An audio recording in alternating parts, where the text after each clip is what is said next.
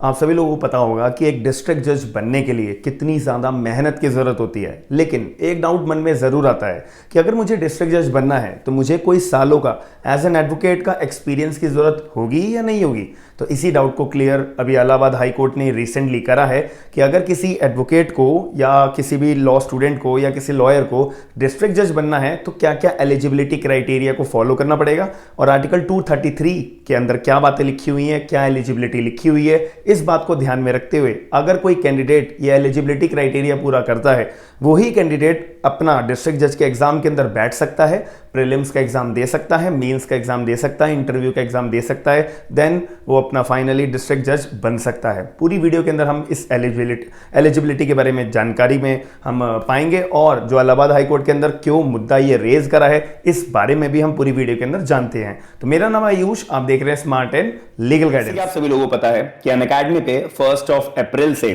Price बढ़ जाएंगे। अब नए प्राइस क्या होंगे बढ़ने के बाद वो आपको स्क्रीन के ऊपर दिखाई दे रहे होंगे कि अगर आप प्लान 1 मंथ से लेकर 24 मंथ तक का कोई भी प्लान लोगे तो आपको प्राइस बढ़े हुए नजर आएंगे। लेकिन आपके पास अभी भी मौका है, 31 मार्च तक आपके पास अभी भी मौका है। पुराने प्राइजेस पे अगर आप बैचेस लेना चाहते हो, जुडिशरी के प्लान्स लेना चाहते हो तो आपको SLG10 का कोड यूज करके पुराने प्राइजेस पे जो अभी करंट प्राइजेस हैं उस पे 10% का आपको डिस्काउंट मिल जाएगा।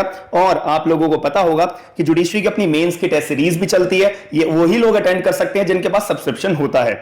और यहां पे डेली बेसिस पे आपको नए नए बैचेस देखने को मिलते हैं। जैसे अभी हाल ही में एमपी जुडिशरी के लिए बैच लॉन्च हुआ है जिसमें आपकी पूरी की पूरी प्रीलिम्स की तैयारी, जिसमें आपकी पूरी की पूरी मेंस की तैयारी हो रही है। बहुत लोग इसका फायदा उठा रहे हैं। इस बैच में भी आपको 10% का डिस्काउंट जरूर मिलेगा मेरा कोड यूज करने पे SLG10 का। डेली बेसिस पे यहाँ पे free of cost test series भी चलती हैं। आप लोग बहुत अच्छे से ये बात जानते हैं और बहुत लोग फायदा उठाते भी हैं। यहां पर आपको प्राइसेस जो मैंने आपको बताए थे पुराने वाले ही अभी चल रहे हैं 31 मार्च तक। यहां पे जुडिशरी का अपना एक आइकॉनिक बैच भी होता है जिसमें सारे बेनिफिट्स आपको प्लस वाले मिलते हैं, लेकिन 3 एक्स्ट्रा फायदे मिलते हैं। जैसे कि डेली लाइव टेस्ट सीरीज मिलती है, आपको लाइव डाउट सॉल्विंग सेशंस मिलते हैं, मेंस की अपनी फोकस टेस्ट सीरीज मिलती है और जो बेनिफिट्स प्लस में होते हैं वो तो आपको मिलते ही हैं। प्राइसेस आपकी स्क्रीन के ऊपर हैं, आप कोई भी प्लान लो, आप मेरा कोड यूज करना SLG10 का 10% डिस्काउंट के लिए। सबसे पहली बात आती है कि अपॉइंटमेंट अगर आपको डिस्ट्रिक्ट जज के तौर पे चाहिए तो आपको एक बात का गौर करना पड़ेगा कि यहाँ पे जो आर्टिकल है 233 clause number 2 of the constitution of India के अंदर इस आर्टिकल बहुत गौर से समझना पड़ेगा। सबसे पहली बात इलाहाबाद हाई कोर्ट ने ना पहली बात तो ये क्लैरिफाई कर दी है कि अगर आपको अपॉइंटमेंट चाहिए डिस्ट्रिक्ट जज के तौर पर तो आप अगर डिस्ट्रिक्ट जज के तौर पर जुडिशियल ऑफिसर बनते हो तो under article 233 clause number 2 of Indian constitution के तहत आपको जो है डिस्ट्रिक्ट जज के तौर पर अपॉइंट कराया जाता है। और यहाँ पे कॉन्टिन्यूस वर्ड बहुत ज्यादा जरूरी है।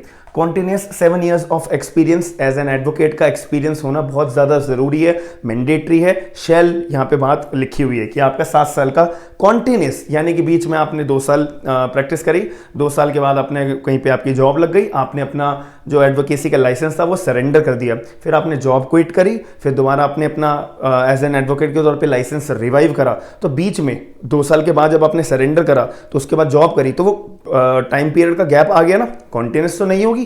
कहीं आपने तोड़ के 2 साल मैंने करा, फिर 3 साल करा, फिर 4 साल करा, कहीं यहाँ पे से क्लब करके आप बोलो भैया मेरे पास तो 7 साल का एक्सपीरियंस है एज एन एडवोकेट के तौर पे, नहीं, ये नहीं माना जाएगा क्योंकि यहाँ पे टर्म यूज करी हुई है continuous 7 years of experience as an advocate का एक्सपीरियंस होना जरूरी है।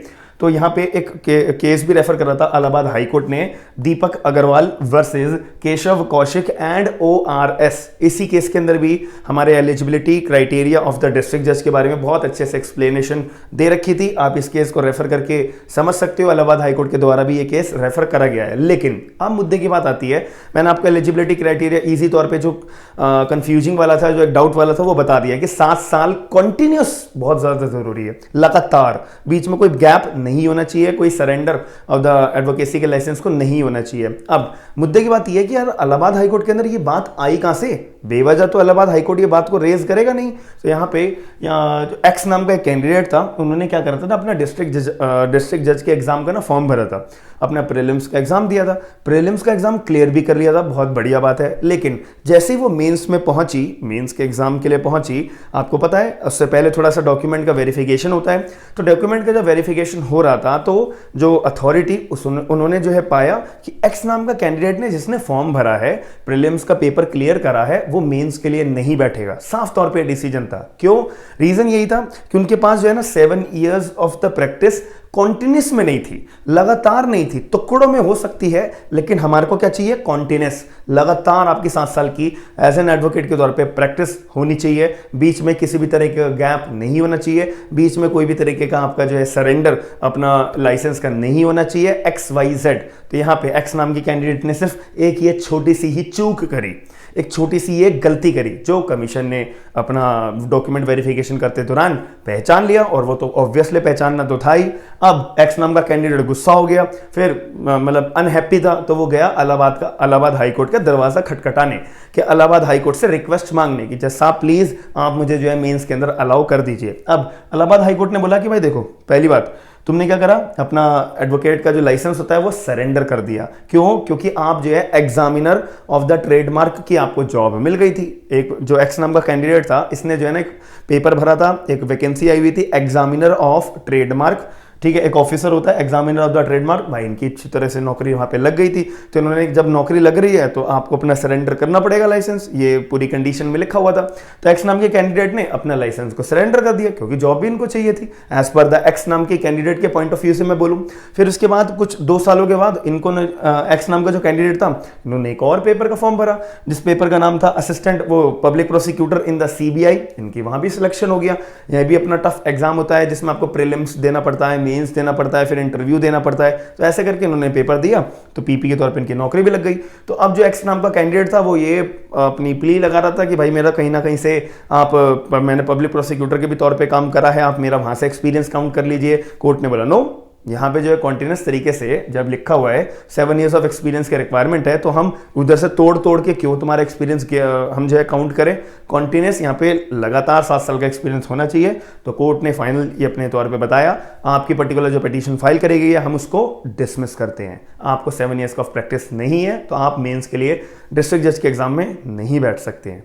तो मैं आशा करता हूं कि आपको मैंने पूरी वीडियो के अंदर जो पॉइंट रेज करा है वो आपको समझ में आया होगा। इजीली तौर पे आपने समझा होगा कि 7 years ऑफ प्रैक्टिस का होना, कैलकुलेट होना कितना ज़्यादा ज़रूरी है और कितना स्ट्रिक्ट टॉस पे ये फॉलो किया जाता है। तो ऐसी डेली अपडेट्स जानने के लिए आप मेरे चैनल को सब्सक्राइब जरूर करिएगा और वीडियो को लाइक जरूर करिएगा। अगर कोई भी डाउट आता है कमेंट बॉक्स के अंदर जरूर बताइएगा, और अपना वीडियो को शेयर करके आप मुझे सपोर्ट जरूर करिएगा। हम मिलते हैं नेक्स्ट वीडियो के अंदर ऐसे ही डेली अपडेट्स के साथ में। थैंक यू, धन्यवाद।